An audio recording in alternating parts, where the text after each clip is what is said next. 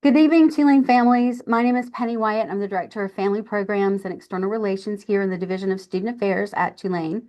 And we're happy that you've joined us for this very important webinar tonight on the topic of accessibility at Tulane. So I am really pleased to be able to turn things over to our speaker tonight, Jessica Machado, who I'll just turn things over to her and she can tell you a little bit more about her background and she'll provide all the content tonight. Thanks so much, Penny. It's a pleasure to be here with everyone tonight. My name is Jessica Machado.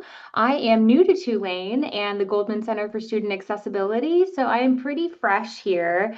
But I do welcome your questions at the end of our presentation tonight. And if there are a few things that I might not be able to answer, I'm happy to get back to you. So we'll get to that.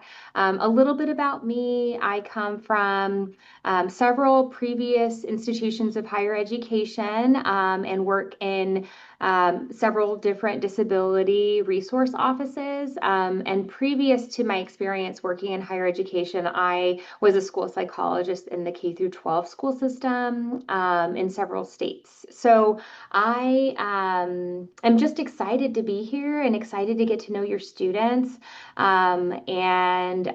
It's really a pleasure. I will advance to the next slide, please, and dive right into our content this evening, I just wanted to give a brief overview of our mission of the Goldman Center for Student Accessibility. Here at the Goldman Center, we really do seek to eliminate barriers, advocate for inclusion, and ensure access for every member of our community. And what that means is that we work very hard to make sure that all of our students with disabilities who register with our office are supported informally and formally through accommodations that we work together through an interactive process with our students to determine what's reasonable, and so that students can really engage in every aspect of our community here at Tulane, whether that's in dining, in our residence halls, in extracurricular programming, and of course in their classrooms. And so our office really works to understand students' experiences and ensure that every student is going to be supported and able to have that full inclusion and access into our community. And here at Tulane, we recognize that a community rich in diversity acknowledges that great minds think differently. And that's kind of our motto here. You'll see that throughout our office materials and even in our testing center, we have this logo printed on our walls, which is a really nice reminder that we really thrive when a community is rich in that diversity, and we celebrate disability as a part of that diversity. Next. And so how we actually achieve our mission is through access to those reasonable accommodations. Through accommodations, and we'll talk about our process for determining reasonable and appropriate accommodations for each and every one of our students. But we do engage in that interactive process, which means students are a very big part of this process, which is a big shift from K through 12 to college, where previous to coming to Tulane, your student may or may not have had a lot of experience in really engaging and interacting in a process where they're developing their accommodation plan actively and a really big part of making sure that this accommodation plan works well for them. And so that's a big piece of this here, is really empowering students to be strong self-advocates through that engagement in our process and understanding what those accommodations are in their communication, not only with our office, but empowering students to be strong self-advocates across campus as well, through our relationships that we're able to build with students. But those accommodations can look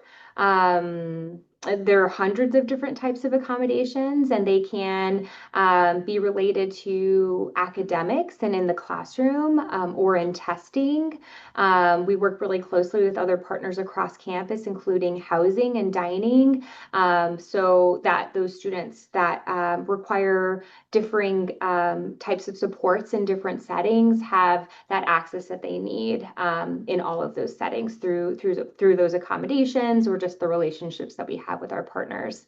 Assistive technology is also a big piece of our work here in our office, where we work very closely with our students to support through use of a lot of really awesome technology. So technology has come a long way since I was an undergrad, and it's really used to really enhance learning and studying in a variety of different ways.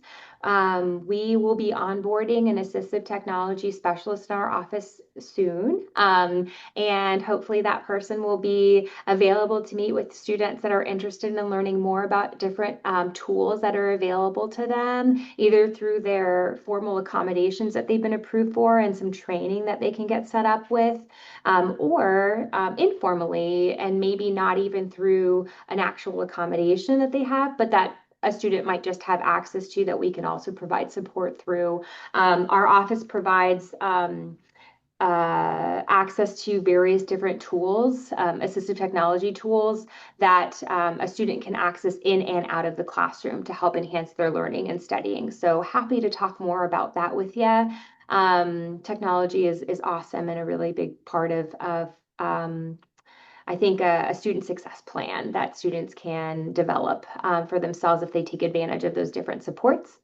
Our office also works very closely with different partners across campus, including faculty, staff, and administration. One example that I'd like to point out is our Center for Engaged Learning and Teaching.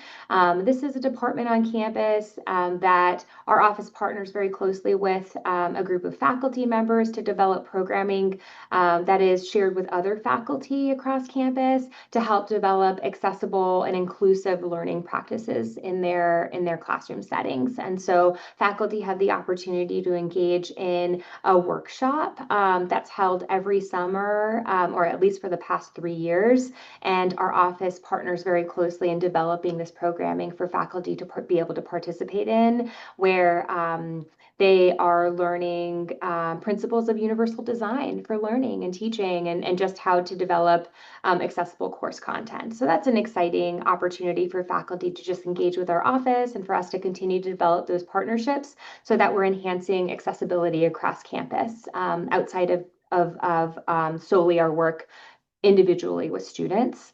And but because students are really our focus in our office, we want to really encourage students to build that relationship with us, and to never hesitate to come back and speak with us if they do ever need anything, especially if there's a concern or question and they're just not sure who else to go to on campus, and perhaps it is or it might not be disability related. We want to be a partner with that particular student, and if it maybe isn't something that would normally land in our office to address, we can still support that student with directing them and helping them navigate those places to go to. So we want to partner with students so they see us as a big part of their support network here at Tulane, and to help them understand that we're here to help advocate for them and empower them to be strong self-advocates for themselves.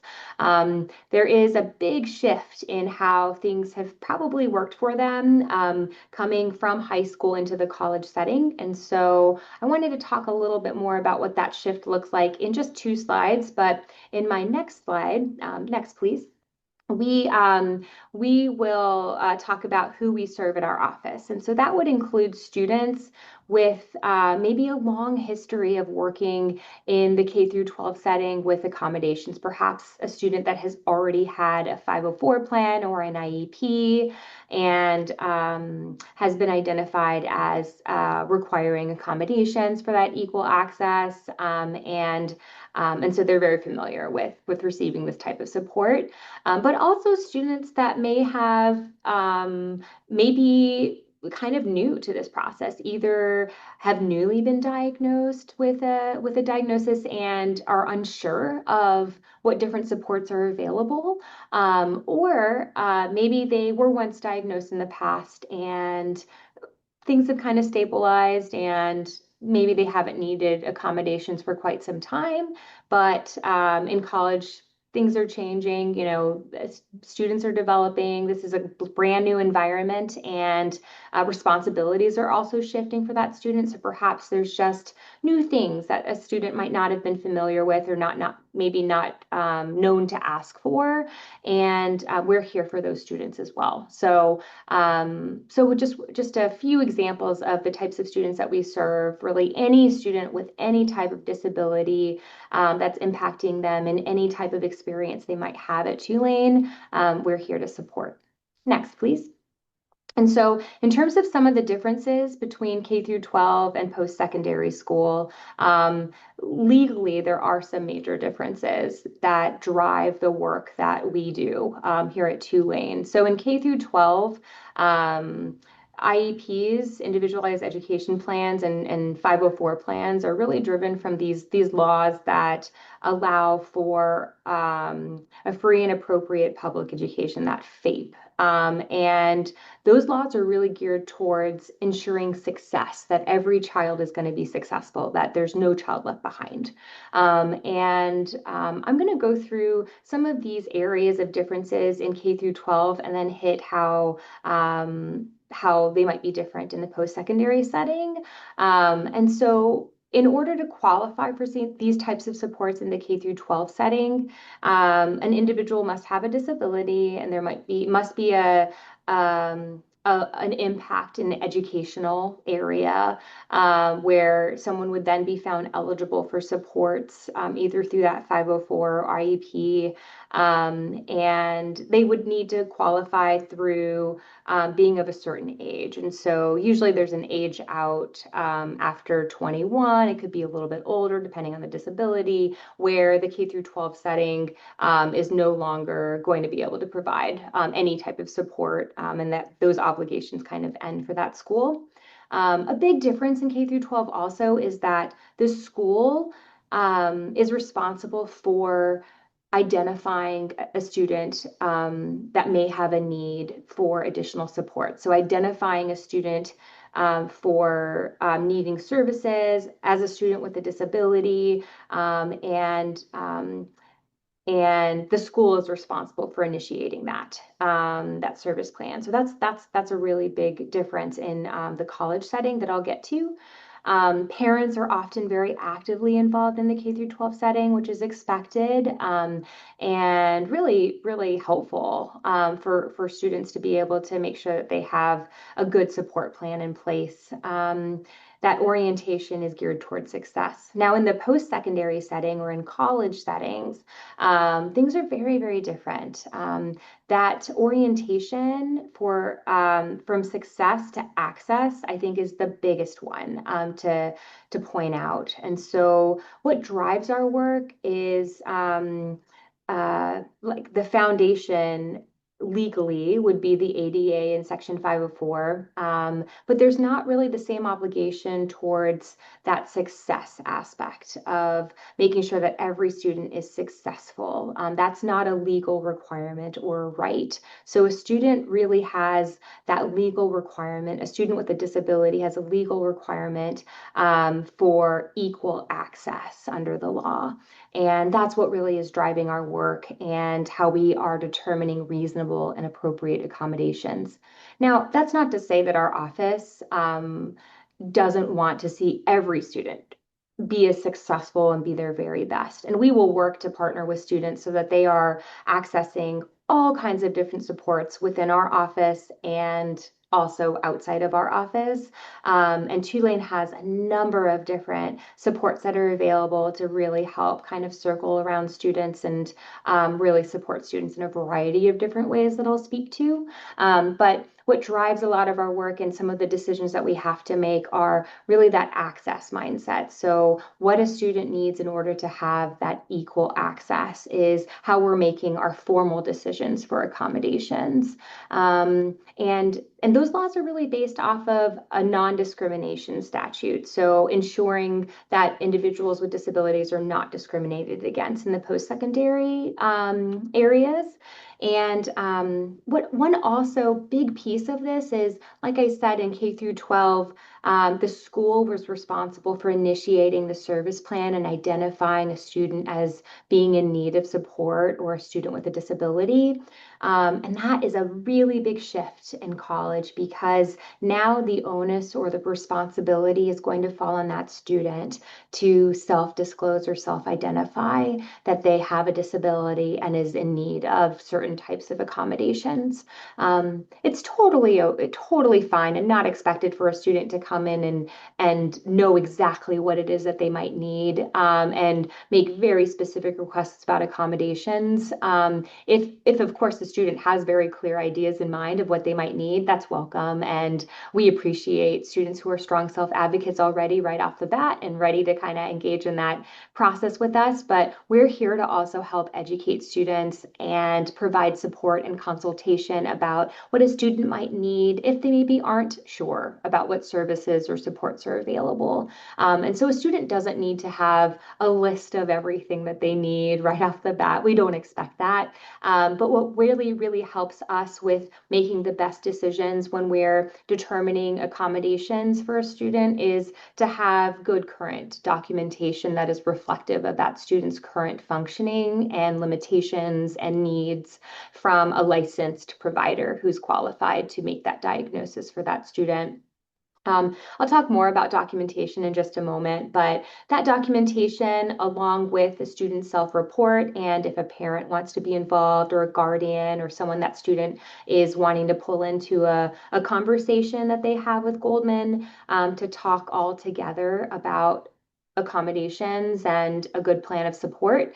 We are open to that, and the student just needs to give consent for anyone else that they'd like to be included in that kind of conversation. But in the higher education setting, students are really driving and initiating a lot of this and do need to be actively involved in this process in order for them to really be able to implement their accommodations effectively. Because after this initial meeting with our office, students are also going to be responsible for sharing this plan of accommodations and understanding how these accommodations are intended to work in each of their classroom settings. So being equipped to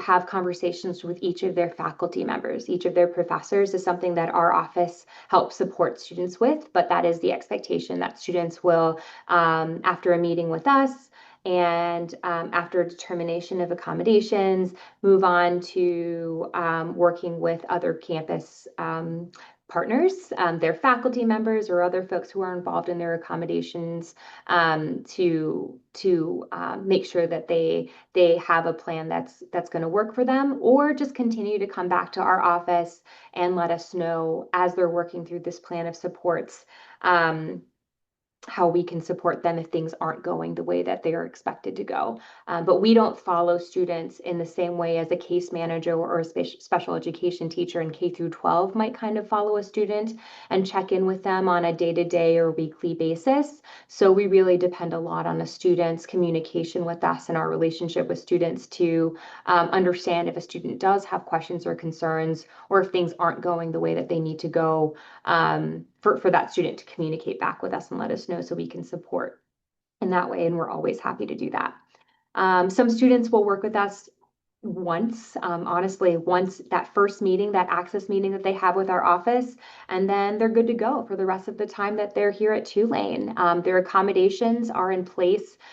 Typically, that determination of accommodations is made from the beginning and is in place for the entire time that they're here at Tulane. So for the rest of their undergraduate career, they don't have to necessarily circle back to us and re-engage in a process of determining reasonable accommodations every year, like an IEP. There's no reevaluation of a plan unless for some reason, and it's very rare, but a student might not have all of the documentation that we might need right off the bat to make permanent decisions about these accommodations. And so we might not be able to get to that place immediately or initially. And for those few off cases, a student may be approved for provisional accommodations or temporary accommodations. And in those cases, then a student might need to re-engage in our process for a determination kind of from there. But typically accommodations, once that determination is made, it's made for the entire time that they're here at Tulane. Parents are welcome as a part of our office support network, and we welcome parents' involvement. We are not an office that necessarily shies away from working directly with parents, and we understand that parent involvement can also really be crucial and critical to a student's success, and we want to all work together for the betterment of our students. But it also is important to understand that it isn't always going to be appropriate for that parent involvement. And usually it's not actually going to be appropriate for that parent involvement to extend beyond our office. So directly involving with, conversations with professors, for example, and talking about accommodation plans directly with professors, that's really going to be a responsibility that's expected for that student to engage with individually on their own. And so if a student has challenges with that, then we'd ask for that student to circle back with us so that we can support in that way. But we always encourage parents, if they have questions or concerns, they can always reach out to our office. Students do need to give consent for us to be able to share information with parents, and FERPA is another piece of legislation that protects the student's right to privacy when it comes to educational records. And so we do ask for that consent from that student whenever we're sharing information about them to anyone else. So that's something to also keep in mind, and that protection extends in every area across the university as well. And so that's also a reason why we have to be very careful about parent involvement in the college setting. Next slide, please. Okay, and so a little bit about the Goldman Center's process for requesting accommodations. I believe many of you may have already, or your students already kind of worked through some of these steps or all of these steps, which is fantastic.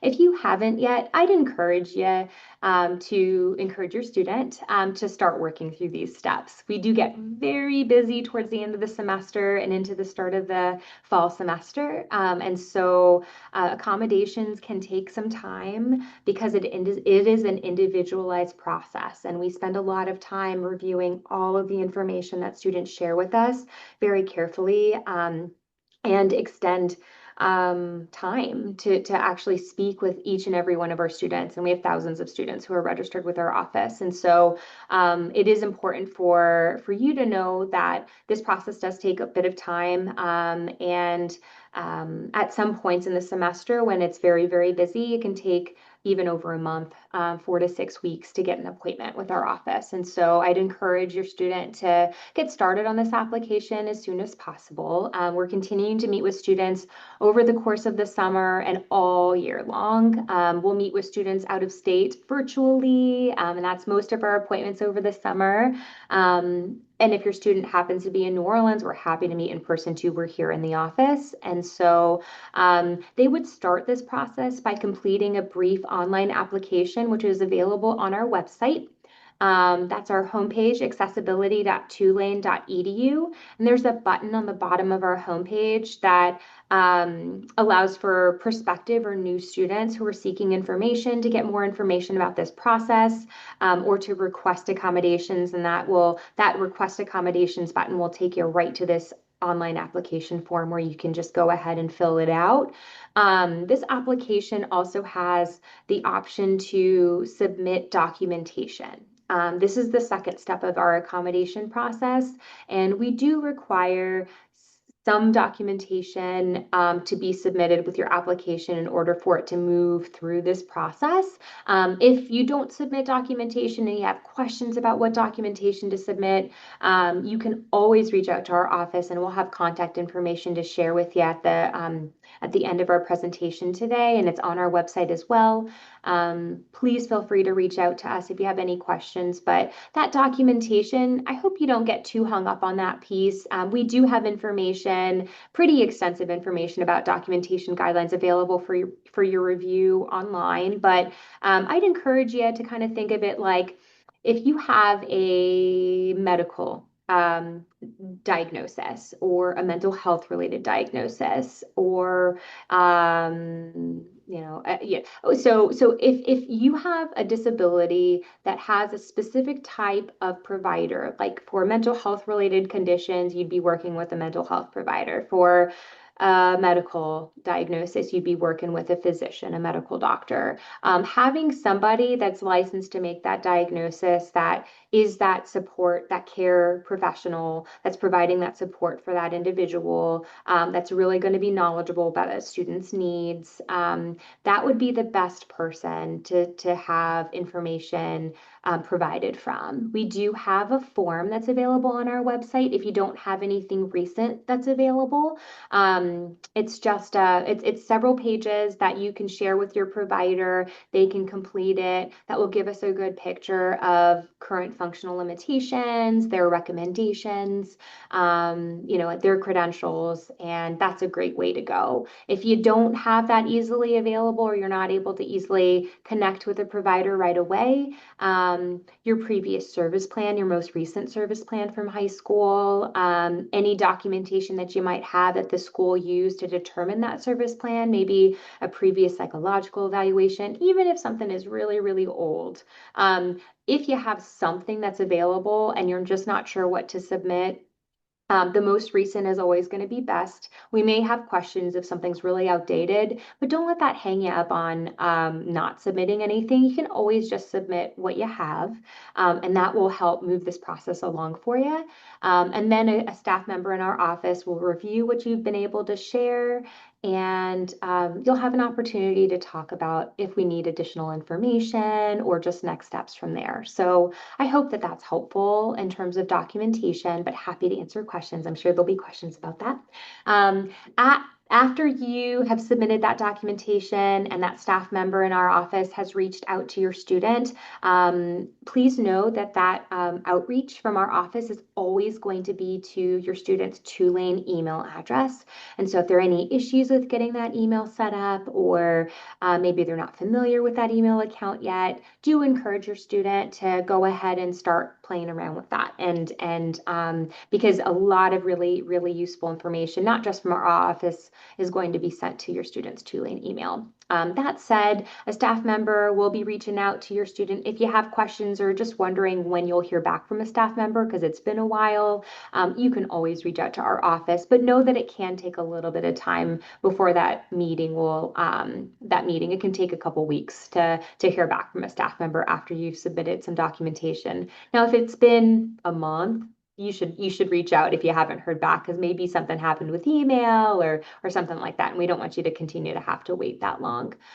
So yeah, you'll get an outreach from a staff member. Then you'll schedule a meeting. That staff member will give you information on how to set up a virtual meeting or an in-person meeting, and then that request will be discussed, or all of your requests will be discussed, and discussion about your plan of supports, what that's going to look like, an opportunity to ask any specific questions that will all be addressed at this access meeting with the Goldman Center staff member.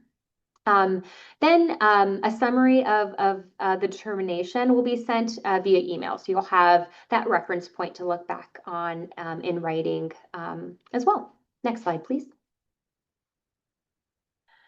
So important notes about our determination process. I think I've hit on this already throughout our conversation this evening, but all of our accommodation decisions are individualized and determined through an interactive process. So what does that mean? It means that The type of documentation that we ask for each individual student might be different because of the nature of their disability. It means that an accommodation plan might differ because of the student's experience with working with different tools or them sharing about how that disability has impacted them in various ways throughout their educational career or maybe just to try something that maybe a student has never thought of or tried before. So we really are going to be basing this off of our conversation with that student and what's going to be the right fit for that student, maybe even also based off of their class schedule and what types of classes they're in. It is really individualized and interactive so that students really engaging and sharing information with us throughout this process. We do have those documentation requirements and those guidelines are available online. I've mentioned our timeline. You'll be able to get an appointment much quicker now if you work through this process at this point in the summer versus if your student starts engaging with this process the first week of classes, where our office tends to get pretty slammed, and it can take a little bit of time, and that can cause some stress. So we just encourage you to start this process as early as possible. Um, and in terms of the outcome, I think that sometimes because of this differentiation between success and access and what this looked like in high school and how this might be different in college. The 504 plan or the IEP plan doesn't just transfer over. It's not always going to just be the same exact accommodations that a student received in high school, in college. And some might be very similar. It may be the very same plan, but it really is going to be based off of what's appropriate in a higher education setting. So that outcome could also be very different here at Tulane than what they've experienced in the past. So I just want you all to be prepared for that as well. Next, please. So I've talked about this interactive process, but just to get into a little bit more specifics, this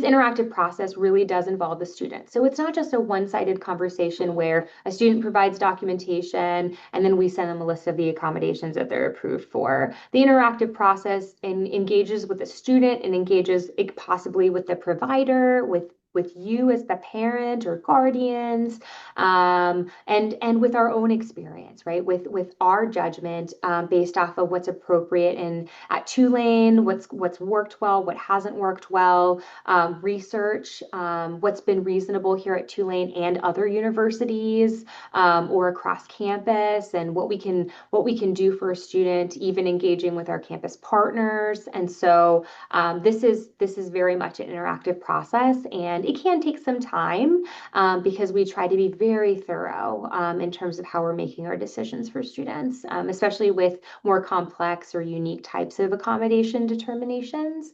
And I think that there's a little asterisk on the bottom here that shares a little bit of a kind of a note about how we're making these decisions too. Sometimes we'll get information from a medical provider or a licensed provider or evaluator, and it's very specific. Student needs extended time, and in some cases we're able to get there, and in other cases we really need to help with finding a direct connection to a disability related need when we're making these determinations. And so it's more than just simply having a doctor's note, on a prescription pad that has a diagnosis. Student has ADHD and needs XYZ. We don't necessarily make decisions just simply based off of a recommendation alone from a doctor or a statement from a provider sharing that student needs XYZ accommodation. We may need additional information to consider specific types of requests if it's not a clear connection to a need for access. And so that's what that caveat means. Recommendations for specific accommodations will be considered, but not necessarily something that's just equates to an automatic approval. Next slide, please. Okay, so we're getting close to the end of our presentation today. I wanted to share a little bit about different resources that are on our campus that are available outside of our office and within our office as well that you might not, that we didn't really touch on throughout our presentation today. And so there's a lot here at Tulane that your student can take advantage of. A few things that I think you should know that are within our office. We do have a wonderful learning specialist within our office. Her name is Sarah Moore, and she works closely with students to do more coaching and really building some of that self-determination, self-empowerment, self-advocacy kinds of skills. And so if a student has a need to come back and have more consultation about certain things, they can work with the same provider that, or I'm sorry, the same disability specialist in our office that worked with them when we were initially making decisions about those accommodations. But Sarah is also available to help provide some kind of ongoing, continuing type of support for that student. Learning specialists in K through 12 offer a different type of support than what Sarah is able to offer at the Goldman Center.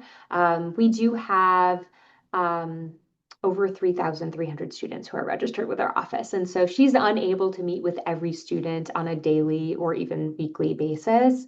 And so I do want to set some expectations up there with, she's not necessarily able to meet with every single student as frequently as maybe a learning specialist might have been able to do in high school.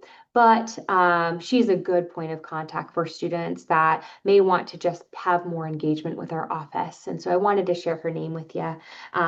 Goldman Ambassadors is also a program that Sarah has facilitated that offers informal peer mentorship for our students who are first year students and new to Tulane by connecting these students who are interested with upperclassmen students who are registered with our office and pairing students up in that way to provide some mentorship opportunities, which is a really great thing to take advantage of. And I think it's underutilized. So if you are interested or if your student's interested in possibly being a mentee or mentor, or sorry, getting mentored, then please let us know. And they can share that during their access meetings with, their first meetings that they have with our office, and we can make sure that they're well connected. Office for Academic Success is a great office that offers success coaching through Tulane. And so success coaches are a really great resource to take advantage of. These folks are different than tutors or specific academic support. So these are folks that are going to be able, that are full-time professional staff members that help provide coaching services in areas of time management, organization, test preparation, college reading strategies, these types of skills that help a student really be successful at Tulane. And so they're a really great resource for any student to take advantage of with or without a disability. And this is a service that's available outside of the Goldman Center, that's available to any student. And I'd encourage students to schedule meetings with them. Honestly, when our students are getting connected at Goldman with us, I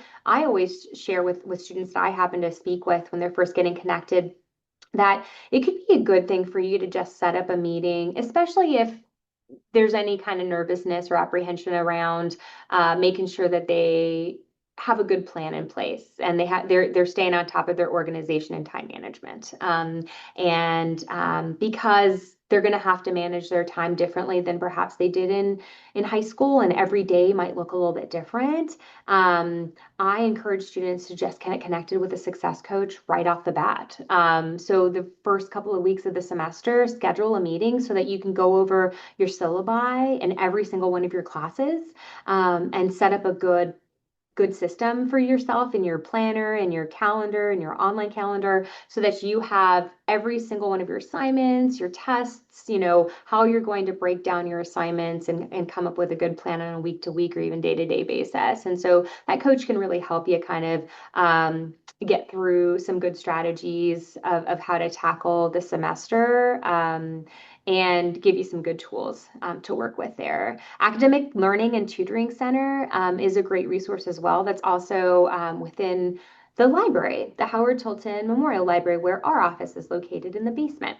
And so they're just across the hall from us, around the corner, and they offer these great tutoring services. So in specific academic areas, these tutors are available, and even over the course of the summer, I just looked at their tutoring availability for this summer, and I saw several classes. So it's not necessarily every single class that your student might be enrolled in for that semester, but the major ones that tend to lend themselves to students seeking tutoring services. So the STEM classes, maybe language types of classes. So these tutors are going to be available to provide some support in specific academic areas, and students can schedule tutoring through their platform that they have available on their website. So that's a great resource just to know about. Of course, their NTC Academic Advisor is a great resource, and hopefully many of you were able to join the call, I believe, last night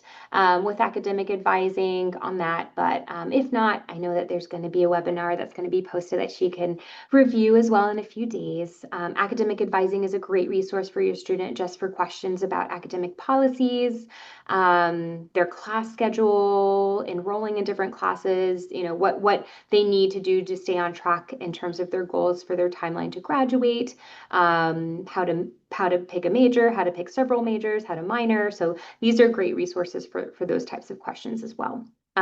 Campus health includes medical support as well as mental health support. So there's the Student Health Center and counseling and psychological services that provides mental health counseling and psychiatric services. These are great departments for your student to also utilize on campus and get connected with.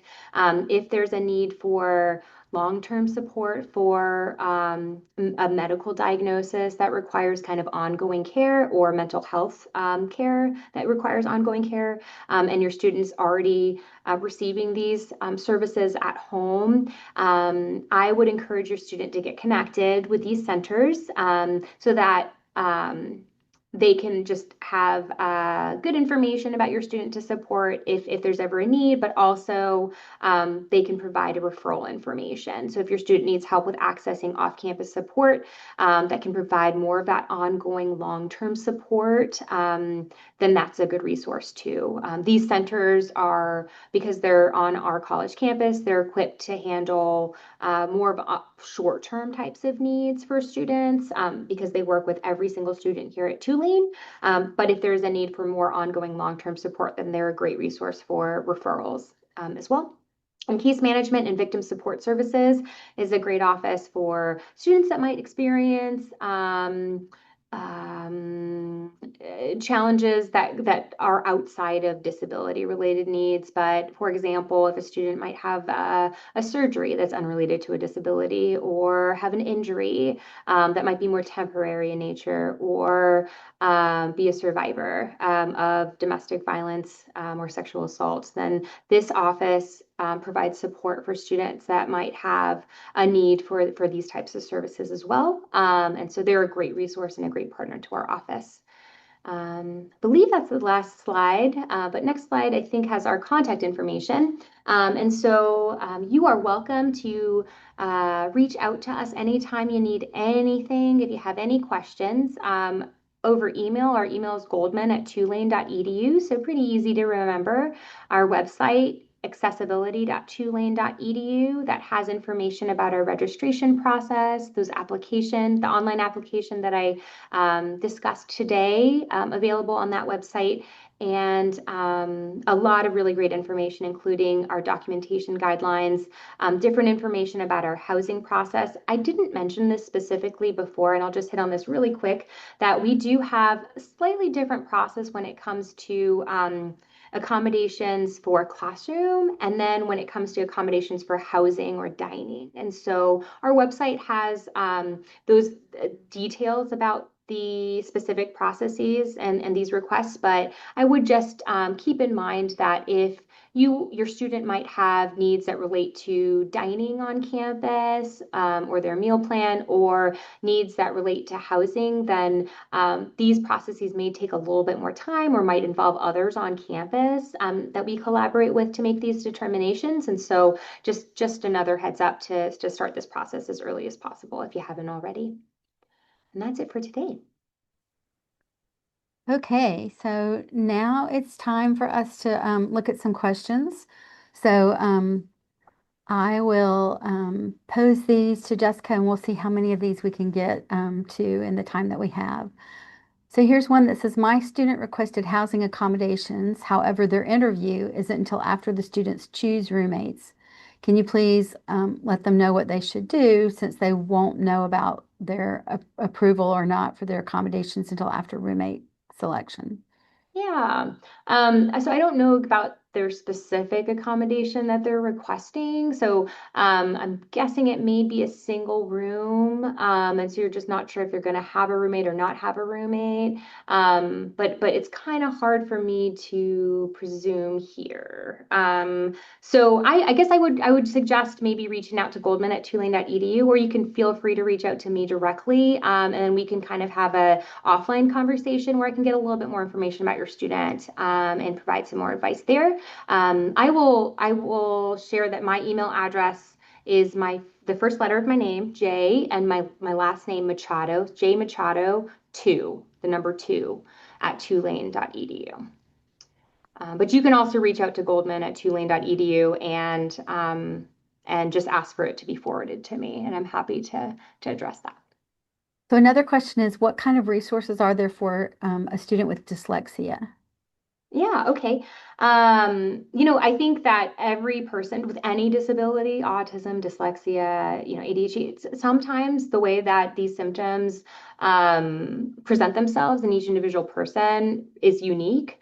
And so I would encourage that student to have that individual conversation in their access meeting with their specialist that they're working with in our office, and just ask that question: what resources do you have for me?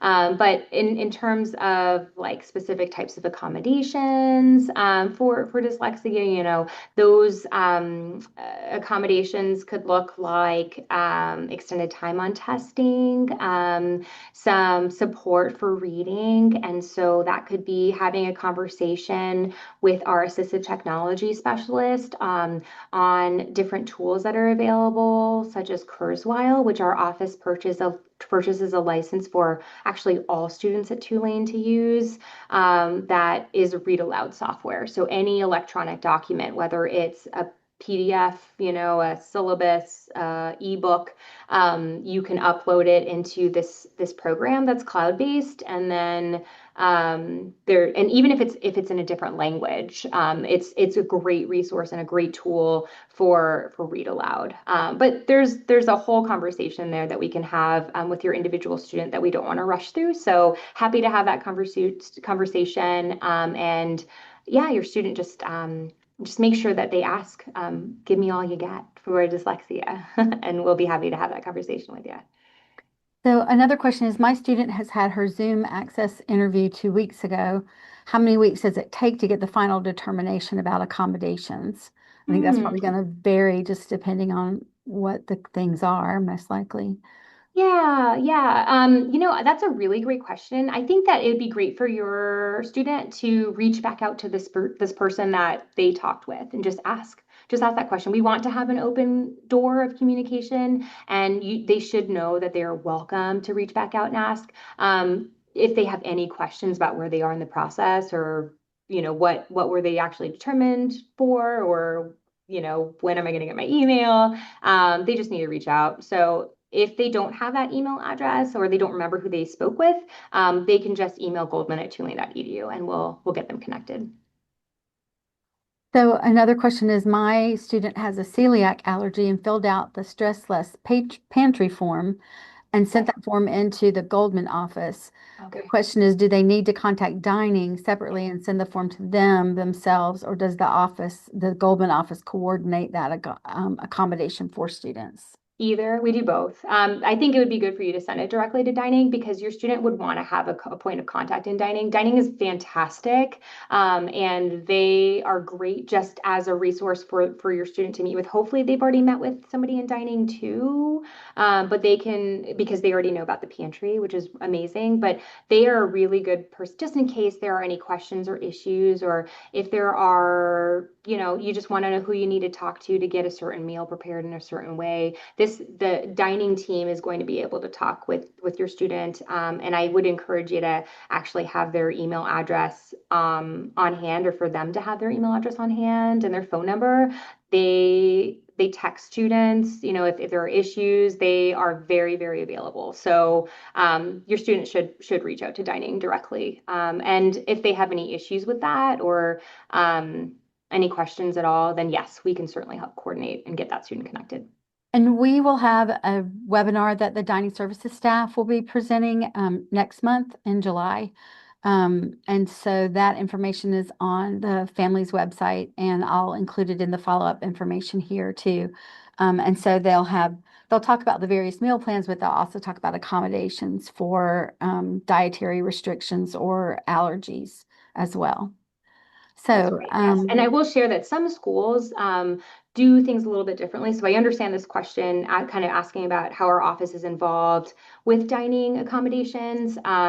Here at Tulane, our dining team really does coordinate most of our students with disabilities dining accommodations. And so they do most of the approvals through their office themselves. It's kind of a separate process outside of our office, but we like to be in the know. And so, I mean, we want to have your student connected with both of us. And so that's why I answered in this way, that we can help, but they should also connect with dining directly as well.